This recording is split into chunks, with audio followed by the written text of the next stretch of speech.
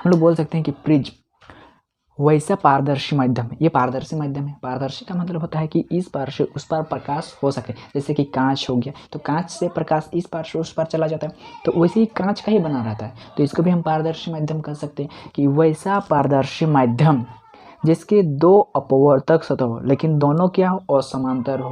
देखिए ये तीनों ही अपवर्तक सतह है, लेकिन जब अपवर्तन कराएंगे तो वो दो ही अपवर्तक सतह से काम करेगा, इसलिए दो अपवर्तक सतह बोल रही हूँ। तो वैसा पारदर्शी माध्यम जिसका दो अपवर्तक सतह और असमांतर हो, इसको ही बोलेंगे प्रिज्म। प्रिज्म का वैसे डिफिनेशन आप लोग खोज सकते हैं, बहुत जगह पर मिलेगा, ठीक है। तो ये त्रिभुज आकार का रहता है प्रिज्म, एक पारदर्शी माध्यम होता है। ये जान लीजिए इसका 3 सतहें होती है, जिसमें से 2 अपवर्तक सतह होता है और तीनों जो होता है एक दूसरे के असमांतर होता है, ठीक है। और प्रिज्म के कोण को, ये जो कोण बन रहा है ये वाला कोण सबको, ये कोण, क्योंकि ये त्रिभुज का कोण रहता है तो त्रिभुज के कोण बोलते हैं। क्योंकि ये प्रिज्म का कोण है इसलिए हम इस कोण को बोलेंगे प्रिज्म कोण। प्रिज्म का कोण है इसीलिए इसका हम लोग बोलेंगे प्रिज्म कोण। और ये जो होता है ये हमारा अपवर्तक सतह, जिससे हम लोग प्रकाश को पार करेंगे। ये मेरा एक अपवर्तक सतह होगा, फर्स्ट अपवर्तक सतह, और ये मेरा होगा सेकेंड अपवर्तक सतह। पहला अपवर्तक सतह ये होगा और ये मेरा दूसरा अपवर्तक सतह होगा। मतलब देखिए ऐसे ही ये है मेरा अपवर्तक सतह, यहाँ से प्रकाश लेंगे उस साइड भी ऐसे ही बना रहता है, ठीक है। तो प्रिज्म समझिए जिसमें तीनों एक दूसरे का असमांतर हो, समतल हो, और ये क्या पारदर्शी पदार्थ से बना हो, जैसे कांच का। तो यही होता है हम लोग का प्रिज्म। तो भाई प्रिज्म से जब हम लोग किसी प्रकाश को पार करते हैं तो हमें कौन सी घटना देखने को मिलता है, इसी चीज़ को हम लोग समझते हैं। चलिए ठीक है, देखिए मेरा ये एक प्रिज्म हो गया, इसमें से अगर हम किसी प्रकाश को पार करते हैं तो क्या होगा। अच्छा आप लोग जानते हैं कि अपवर्तन के बारे में, ये अपवर्तन क्या है, सुना सुना सा लग रहा है। तो अपवर्तन क्या चीज़ होता है, अपवर्तन के बारे में प्रकाश परावर्तन तथा अपवर्तन चैप्टर में बढ़िया समझ चुके हैं कि अपवर्तन क्या होता है। कि अपवर्तन का मतलब होता है कि जब प्रकाश एक माध्यम से जाता है दूसरे माध्यम में तो उसका रास्ता बदल जाता है मतलब उसका दिशा बदल जाता है, उसके वेग में भी चेंज हो जाते हैं। तो कम से कम दिशा और वेग जो है उसका बदल जाता है, मतलब जब वो एक माध्यम से दूसरे माध्यम में जाता है, तो इसी को ही अपवर्तन बोलते हैं। यही समझे थे हम लोग। तो प्रकाश जब इस वायुमंडल से इस कांच में प्रवेश करेगा तो यहाँ भी अपवर्तन होगा, जानते हैं आप लोग। तो जब प्रकाश को इस माध्यम से इस माध्यम में लाएंगे तो क्या होगा, आप लोग जानते हैं कि, तो चलिए हम लोग सूर्य का प्रकाश को लाते हैं। ये है मेरा सूर्य का प्रकाश, इस प्रकार से सूर्य का प्रकाश आएगा।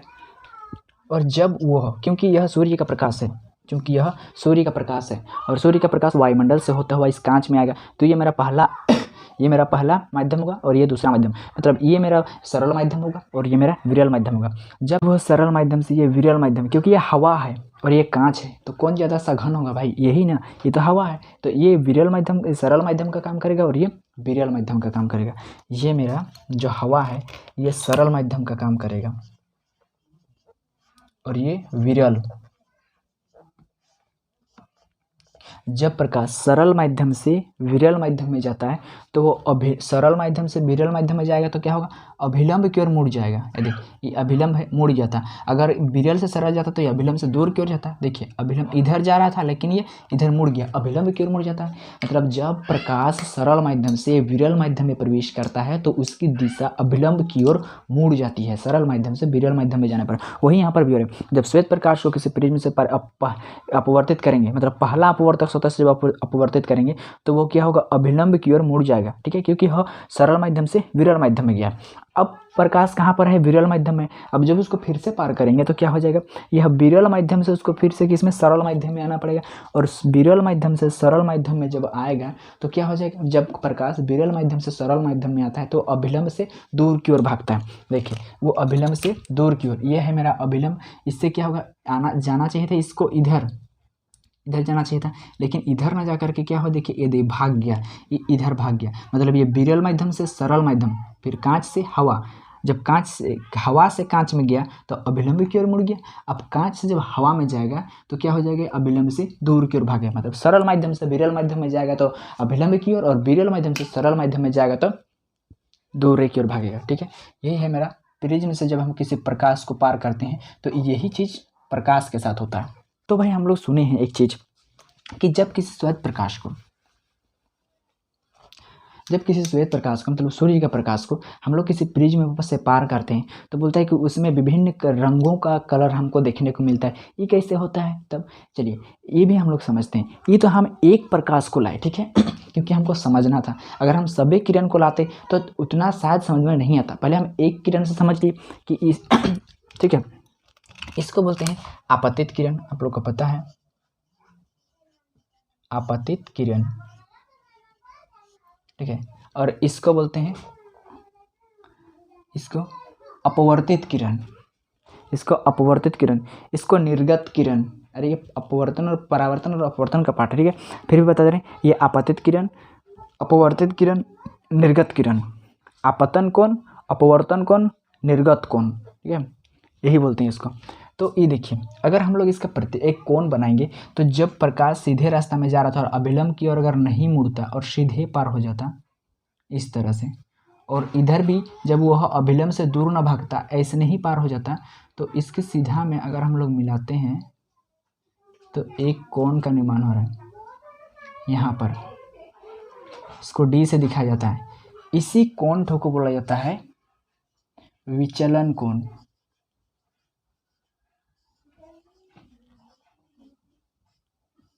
विचलन कोण, ठीक है। आपको ये सब सारा जानकारी मिल गया है, तो अब बुक में देख लीजिएगा। ये है मेरा आपतित किरण, ये है मेरा अपवर्तित किरण, ये है मेरा निर्गत किरण, ये है मेरा आपतन कोण, अपवर्तित कोण, और ये निर्गत कोण। और यहाँ पर जो आपतित किरण और निर्गत किरण, आपतित किरण और निर्गत किरण के बीच, आपतित किरण और निर्गत किरण के बीच जो एक कोण बन रहा है यहाँ पर डॉट डॉट से, मतलब आभासी है, डॉट डॉट से बन रहा है, तो उसको हम लोग डी से दिखाते हैं। इसी को ही बोलते हैं विचलन कोण। ये विचलन कोण है, ठीक है। और यहाँ पर जो कोण बनता है, ये सब कोण को क्या बोलते हैं? इसको बोलते हैं प्रिज्म कोण।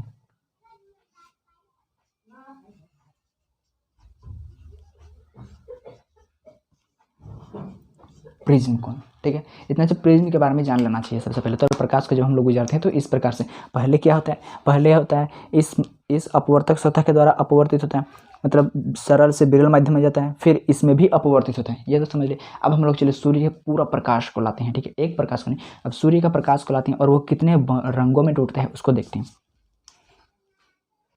ठीक है। अब हम क्या करते हैं कि जो प्रिज्म बड़ा सा बनाए, इस प्रिज्म से होकर के सूर्य के प्रकाश को पार करके देखते हैं और उसका सभी रंग, सुने हैं कि यह विभिन्न प्रकार के रंगों में टूट जाता है, तो फिर कैसे इसमें हमको विभिन्न प्रकार का रंग दिखाई देता है, ये हम लोग जानते हैं। चलिए, तो हम लाते हैं सबसे पहले श्वेत प्रकाश को, मेरा इसी से लाएंगे। चलिए, ये हो गया श्वेत प्रकाश।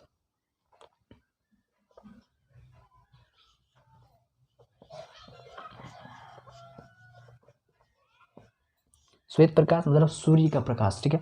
जब सूर्य के प्रकाश को किसी प्रिज्म से अपवर्तित किया जाता है, देखो, तो इसी घटना को ही बोलते हैं पर्ण विक्षेपण की घटना। किस घटना को? जब श्वेत प्रकाश को प्रिज्म से होकर गुजारा जाता है, ठीक है, जब श्वेत प्रकाश को एक प्रिज्म से होकर के पार किया जाएगा, गुजारा जाता है, तो वह अपनी 7 अवयवी वर्णों में विक्षेपित हो जाता है।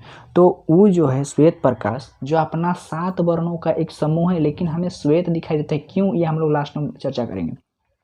श्वेत प्रकाश को जब हम लोग प्रिज्म से गुजारते हैं तो उसके पास जो 7 रंग है, वो सातों रंगों में क्या हो जाता है? विक्षेपित हो जाता है, टूट जाता है, अलग अलग हो जाता है।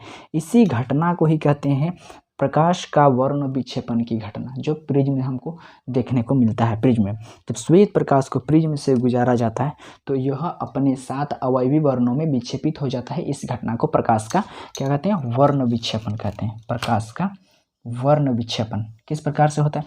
जब श्वेत प्रकाश को प्रिज्म से होकर के गुजारा जाता है, यह अपने करते हैं, तो यहाँ से देखिए, यह पहला अपवर्तन और दूसरा अपवर्तन के बाद वो अपने विभिन्न 7 विभिन्न रंगों में क्या हो जाता है? विक्षेपित हो जाता है, मतलब अलग अलग हो जाता है। पहले एक ठो प्रकाश था, जब वह उस प्रिज्म से होते हुए पार हो जाता है तो अलग अलग 7 वर्णों में बदल जाता है, टूट जाता है। तो इसका मतलब हम लोग, और इस प्रकार से जो पट्टी प्राप्त होता है, देखिए, सबसे पहले red, orange, yellow, green, blue, Indigo और वायलेट, इस प्रकार से रंगों की एक पट्टी प्राप्त होती है, रंगों की एक पट्टी। इसी रंगों की पट्टी को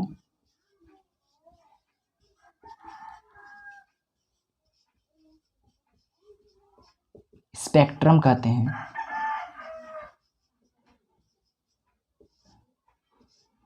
इसी रंगों की पट्टी को क्या कहते हैं? स्पेक्ट्रम। जब प्रकाश को किसी प्रिज्म से होकर के गुजारा जाता है तो वह अपने 7 अवयवी वर्णों में विक्षेपित हो जाता है और इसी वर्णों की पट्टी को क्या कहते हैं? स्पेक्ट्रम कहते हैं। जिसमें आपको देखने मिलेगा सबसे पहले लाल जो है सबसे कम, क्या बोलेंगे, सबसे कम झुकता है, देखिए। फिर ऑरेंज उससे थोड़ा सा ज़्यादा झुकता है, येलो उससे ज़्यादा झुकता है, ग्रीन उससे ज़्यादा, ऐसे झुकते होते। वायलेट जो होता है, बैगनी जो होता है, वो सबसे ज़्यादा झुकता है और सबसे कम कौन झुकता है? तो ये रेड। तो इसको ट्रिक मतलब याद करने का भी बहुत तरीका होता है, इसको याद करना होगा। सबसे या तो इधर से भिबग्योर ऐसा करके, हम 10th क्लास में थे तो इसे याद किए थे, भिबग्योर, ठीक है, भिबग्योर। या फिर इधर से आप कर सकते हैं रोय जीबी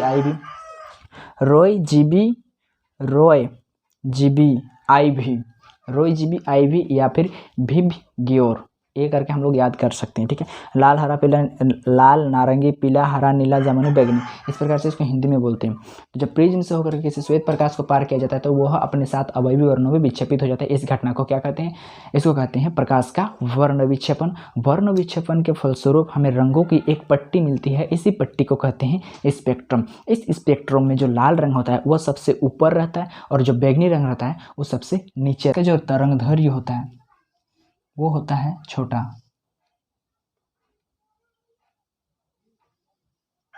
और जो लाल रंग होता है इसका तरंगदैर्घ्य होता है बड़ा।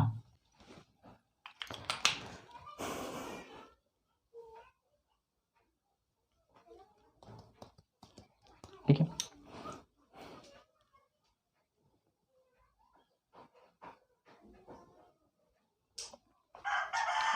ठीक है। आपको इस साथ साथ में ये भी याद रखना पड़ेगा कि यह ज़्यादा झुकता है और लाल जो है सबसे कम झुकता है। साथ में याद रखना पड़ेगा जो लाल रंग होता है उसका तरंगदैर्घ्य होता है सबसे ज़्यादा और जो बैगनी रंग होता है उसका तरंगदैर्घ्य होता है सबसे कम। ये क्यों बताएं आपसे? तरंगदैर्घ्य क्या होता है? यदि आप लोग ध्वनि पाठ को बढ़िया से पढ़े होंगे, ध्वनि, तो उसमें आप लोगों ने पढ़ा होगा तरंगदैर्घ्य, एक अनुप्रस्थ तरंग और एक अनुदैर्घ्य तरंग, ये 2 तरंग होता है।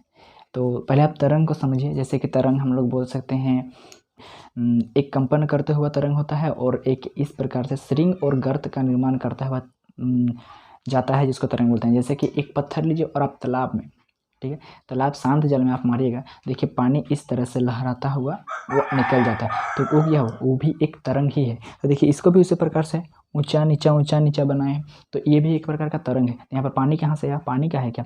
तो जो प्रकाश है, प्रकाश भी तरंग के रूप में संचरित होता है। ये आप लोग 12 क्लास में पढ़ेंगे, ठीक है। बिंदु के समान या फिर तरंग के रूप में संचरित होता है, ये माना गया है। तो बिंदु के समान भी कोई माना है कृष्ण वैज्ञानिक, कोई कृष्ण वैज्ञानिक तरंग के रूप में भी माना गया है किसी कोई वैज्ञानिक के द्वारा।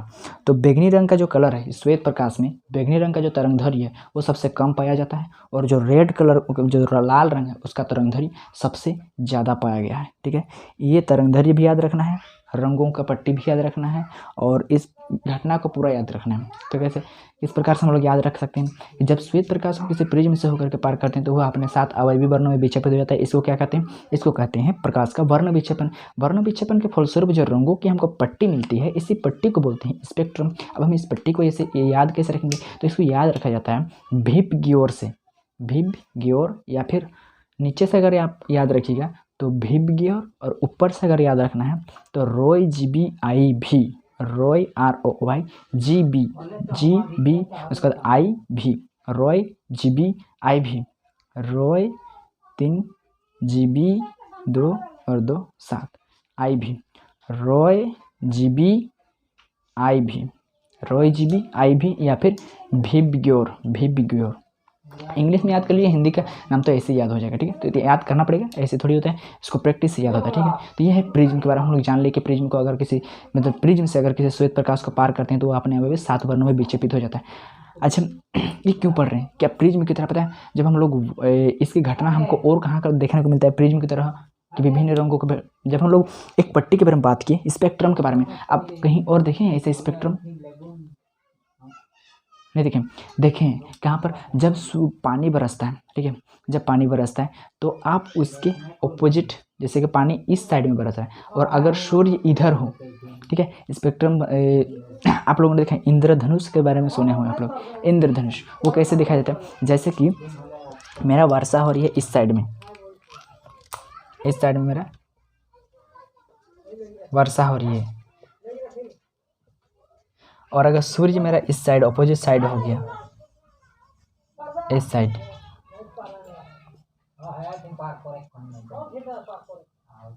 सूर्य अपोजिट साइड में उसका अगर हो जाता है तो क्या होता है, वहाँ पर से जो ये वर्षा का बूंद है, ये वर्षा, एक हम वर्षा का बूंद को बड़ा कर लेते हैं, ये वर्षा का बूंद, तो क्या करता है, यह वर्षा का बूंद इसी प्रिज्म की भांति काम करता है। और क्या होता है, इधर से जो प्रकाश आता है, इस प्रकाश का पहले तो क्या करेगा, वो ये जैसे ये अपवर्तक सतह है वैसे ये भी अपवर्तक सतह की तरह काम करेगा इस तरह से। फिर वहाँ से क्या हो जाएगा, यहाँ पर अपवर्तन, अच्छा यहाँ से तो पार हो जाना चाहिए, लेकिन एक संयोग देखिए भगवान ने किस प्रकार से इस सुंदरता को बनाया।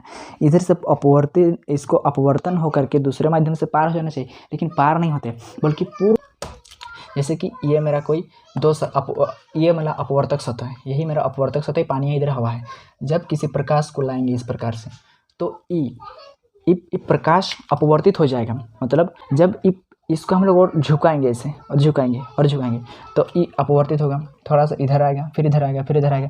लेकिन जब यह इसको झुकाते झुकाते एक ऐसी स्थिति आएगा कि ये पानी होते हुए भी इससे प्रकाश पार नहीं होगा, बल्कि ऊपर से इधर चला जाएगा, इधर से आया और पार नहीं हुआ, बल्कि क्या हो गया, ऊपर से पार हो गया, मतलब अपवर्तित नहीं हुआ, बल्कि क्या हुआ, परावर्तित हुआ है। इसी को बोलते हैं पूर्ण आंतरिक परावर्तन, पूर्ण परावर्तन, ठीक है, पूर्ण परावर्तन। तो यहाँ पर भी सेम कंडीशन वही होता है, जब सूर्य का प्रकाश आता है और जब बारिश का बूंद है वह एक प्रिज्म की तरह काम करता है, और वो प्रिज्म की तरह काम करता है, पहले तो अपवर्तन करता है, फिर दूसरा बार में यहाँ पर होता है मेरा अपवर्तन, अपवर्तन, फिर इस जगह पर जो होता है पूर्ण आंतरिक परावर्तन, पूर्ण परावर्तन। पूर्ण परावर्तन होगा मतलब यह पार नहीं होगा, पार, बल्कि क्या हो जाएगा, फिर से ये इधर ही अपवर्तित, परावर्तित हो जाएगा, अपवर्तित नहीं परावर्तित, फिर से वह इधर ही आ जाएगा। और फिर इधर आने के बाद क्या हो जाएगा, अब देखिए ये एक माध्यम का काम किया, ये एक माध्यम का, जब विरल माध्यम से सरल माध्यम में थोड़ा सा फिर से झुक के आ जाएगा, यानी इस प्रकार से वो निकल जाएगा।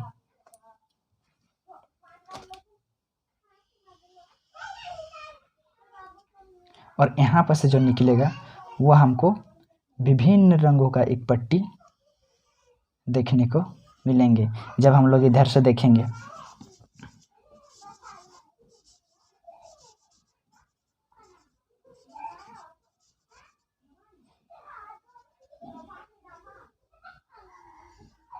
इधर से देखेंगे तो हमको विभिन्न रंगों का एक क्या देखने को मिलेगा, यही रंगों की एक पट्टी देखने को मिलेगा यहाँ पर।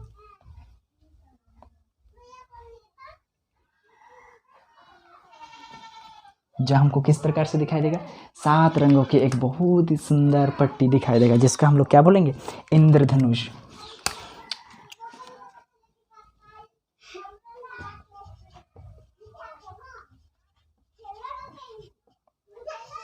इंद्रधनुष देखने को मिलेगा, ठीक है, रेनबो, रेनबो बोलते हैं इसको। तो ये किस प्रकार से दिखता है आपको समझ में आ गया होगा।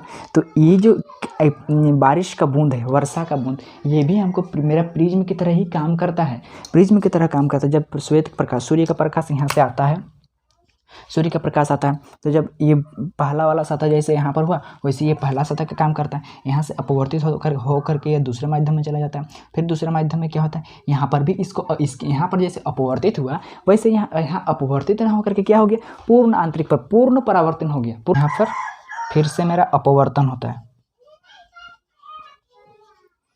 अपवर्तन, तो 2 बार अपवर्तन और 1 बार पूर्ण परावर्तन। इस घटना के द्वारा हमको इंद्रधनुष दिखाई देता है। जब श्वेत प्रकाश किसी मतलब बारिश की बूंद से एक बूंद को लिए, लेकिन सभी बूंद के साथ होता है, तब हमको इधर भी दिखाई देगा, इधर भी दिखाई देगा, ऐसे लंबा सा दिखाई देगा, ठीक है। तो यह क्या होता है, एक प्रिज्म की तरह काम करता है। जब श्वेत प्रकाश इससे आता है और अपवर्तित होकर के जाता है, अंदर चला जाता है, फिर पूर्ण परावर्तन होता है, फिर अपवर्तन के बाद वह इधर ही निकल जाता है श्वेत का प्रकाश। जब वह प्रकाश क्या लास्ट में जब वो अपवर्तित होकर के निकल जाता है तो वही वर्ण विक्षेपण हो जाता है। वहाँ पर वर्ण विक्षेपण हो जाता है। वर्ण विक्षेपण मतलब उसका अलग अलग रंग में टूट जाता है और जब हमको यहाँ पर से देखते हैं तो उसका हमको इंद्रधनुष के रूप में विभिन्न रंग हमको दिखाई देने लगता है। अब आपको ये समझ में आ गया होगा। एक बड़ा चित्र लेकर के समझे? ठीक है, चलिए अब ये जो इंद्रधनुष का बनना होता है इसका हम लोग थोड़ा सा बड़ा फिगर लेकर के समझते हैं कि किस प्रकार से होता है। आप कभी भी देखे होंगे क्या जिधर पानी गिरता है उधर ही सूरज कभी होता है क्या? तब इंद्रधनुष दिखता है। इंद्रधनुष आपको तभी दिखाई देगा, इंद्रधनुष तभी दिखाई देता है जब पानी जिधर से गिर रहा है उसका ऑपोजिट साइड हो। ठीक है, इंद्रधनुष जब भी आपको दिखाई दे आप गौर कीजिएगा, अगर इंद्रधनुष इधर दिख रहा है मतलब सूर्य उसका ऑपोजिट साइड में हो। ऐसा क्यों? अगर सूर्य इधर ही है, जिधर पानी गिर रहा है उधर ही हो, तो क्या इंद्रधनुष दिखेगा?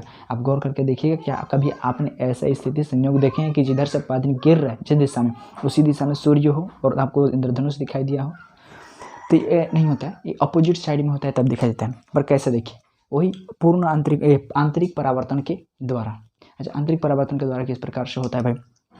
इस प्रकार से हम लोग प्रिज्म जाने कि जब श्वेत प्रकाश सूर्य का प्रकाश को कि जब प्रिज्म से होकर गुजारते हैं तो वह अपने 7 अवयवी वर्णों में विक्षेपित हो जाता है, जिसमें से लाल रंग सबसे ऊपर रहता है, मतलब कम झुकता है, और जो बैंगनी होता है वो सबसे नीचे रहता है, वो सबसे ज़्यादा झुकता है।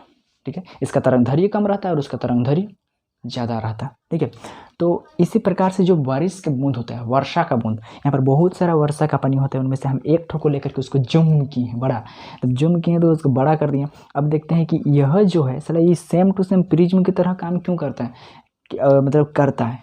ठीक है, तो सेम टू सेम प्रिज्म की तरह काम करता है। और क्या करता है?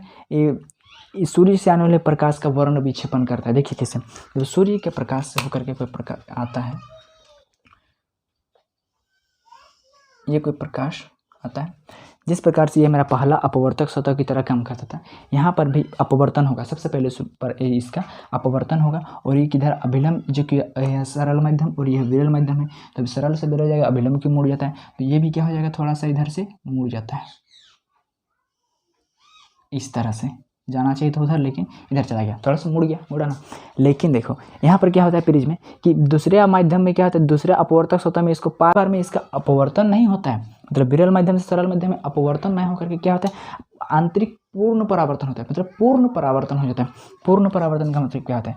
देखिए, आया, अपवर्तन हुआ, अपवर्तन के बाद यहाँ से फिर से ना अपवर्तन होना चाहिए था, लेकिन ना होकर के यह अपवर्तन ना होकर के फिर से चला गया, फिर से क्या हो गया, यह इधर ही लौट गया। अपवर्तन न होकर के क्या हो गया, परावर्तन हो गया। अपवर्तन न होकर के परावर्तन हो गया, और परावर्तन होने के बाद यहाँ पर फिर से अपवर्तन हो जाता है, और जब विरल से सरल आता है तो यह अभिलंब की ओर, अभिलंब से दूर की ओर भागता है। अभिलंब से थोड़ा सा, जैसे कि यहाँ से अभिलंब खींचेंगे तो उससे थोड़ा सा ही दूर भागेगा।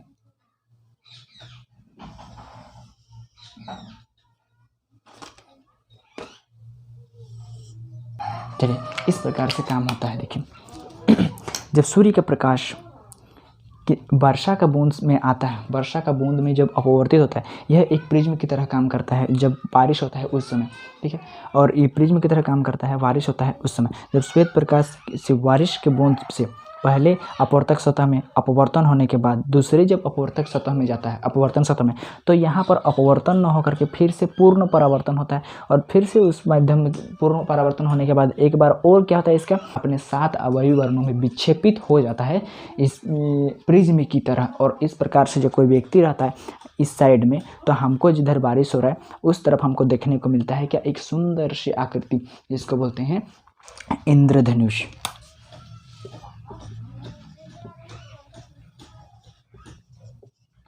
इंद्रधनुष, यहाँ पर घटना को देखना सबसे ज़्यादा महत्वपूर्ण है। सबसे पहले यहाँ पर क्या होता है, तो यहाँ पर होता है अपवर्तन।